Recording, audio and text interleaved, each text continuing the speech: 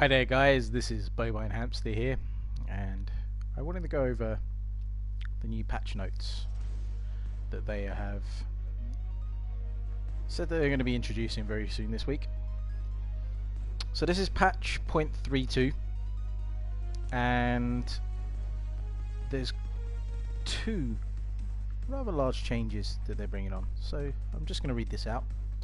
We plan to remove travel mode, and that change is coming soon.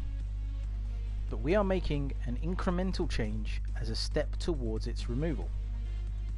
We're reducing the travel mode speed from 880 to 750.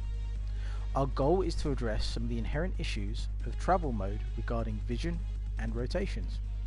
By reducing the movement speed, we are lowering the engagement range, potentially allowing for less risky plays in enemy territory. I don't quite understand what they mean by that. By lowering the speed from 880 to 750,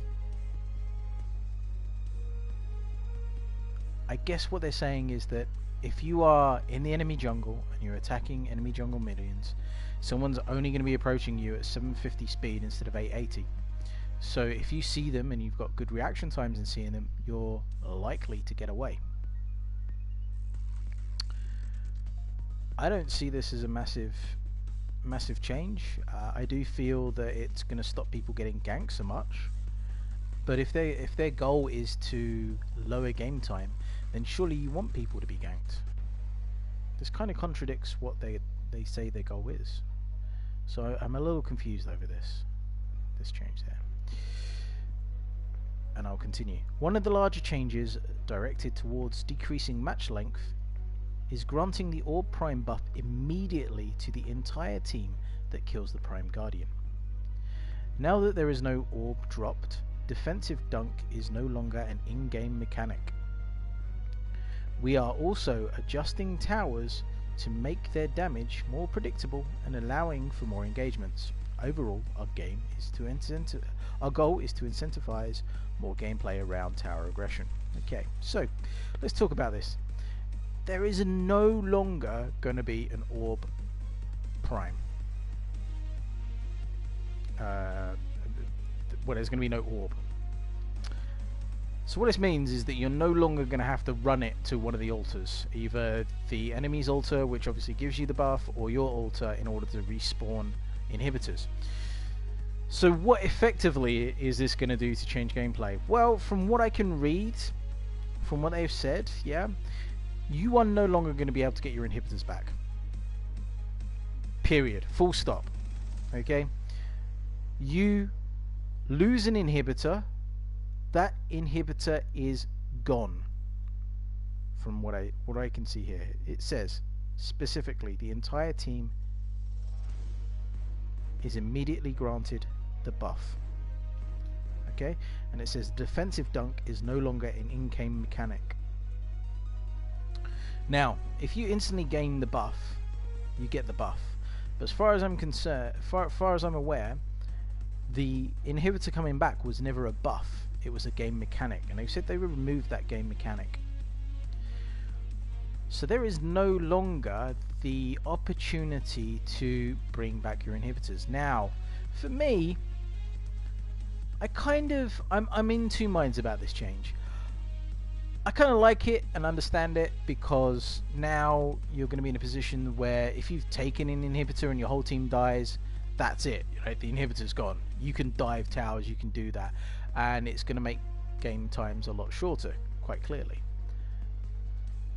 But then there's part of me that used to like watching the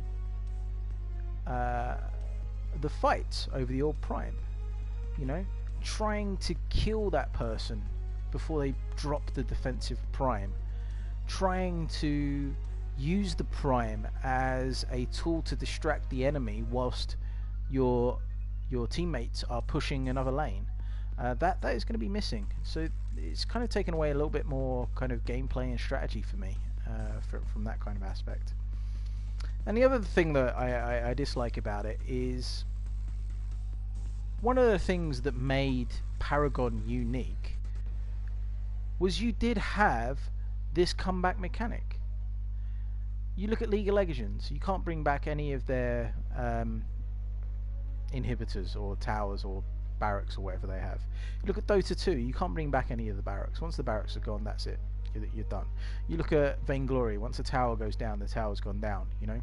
One of the unique aspects to Paragon was you had the opportunity to bring your inhibitors back.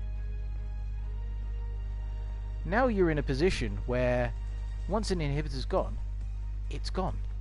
And you can't do anything about that.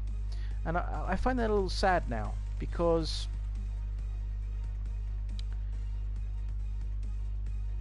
it also means that people are going to potentially give up now. As soon as an inhibitor goes down, that's it. You think, well, that's it. You can't. The creeps are too powerful for you to push back against in the majority of team compositions. So I'm very, very disappointed with that change, but we'll see how it goes. I mean, it's not live yet. So we'll go over the bullet list as to what's going on. So reducing the travel mode from 880 to 750. Yeah. Removing the orb from the Prime Guardian.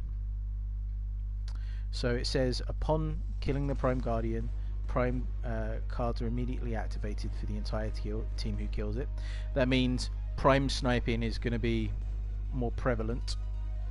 You're no longer able to defensively dunk, so I assume you can't get your inhibitors back. Reduced initial spawn time of the harvesters, from the side harvesters, from 6 minutes to 3 minutes. So at 3 minutes now, the side harvesters are spawning as well. So it's going to be prevalent for laners to get their harvester keys and getting the harvesters at 3 minutes. Reduce the initial spawn time of the prime harvester from 9 minutes to 6 minutes. Okay, so you're going to get the prime harvester at 6 minutes.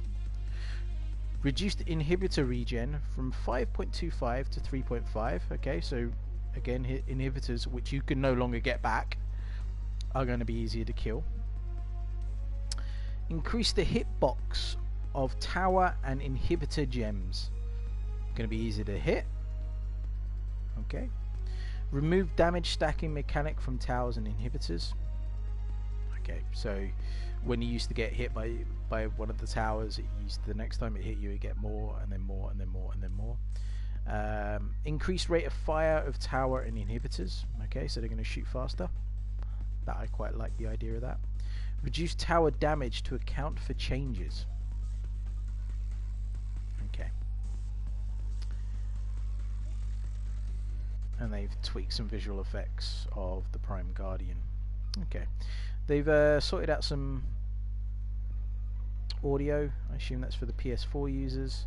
And obviously you got your weekly card pack, which is going to be the Chronotonic, which heals you and reduces cooldown. The Thunder Cleaver, that's a bit of a strange one as well. Why they've put an epic in a weekly card pack. It's very, very strange. And an Elysian Diamond as well. There's a change to blink cards, and the changes are such: momentum retained after blinking is no longer calculated based on the move speed prior to activation, so you're going to be slower, I guess. Momentum has been reduced to a flat 150 from 222 plus movement speed prior to activation. Added HUD status effect icon to Lazarus key. Okay. Bump juice and zap juice no longer take you out of sprint mode. Oh, that's pretty good. Mending bloom and overflowing gifts no longer put other potions on cooldown. Okay. Lifesteal icon should display properly when using the Pain Eater. Well, that's a pretty drastic change. Couple of changes there, guys. How do you feel about it? Do you think it's going to affect gameplay? Do you think it's a good thing? Do you think it's a bad thing? As always, let us know in the comments below your thoughts, your feelings on it. I'll see you soon. Take care, guys.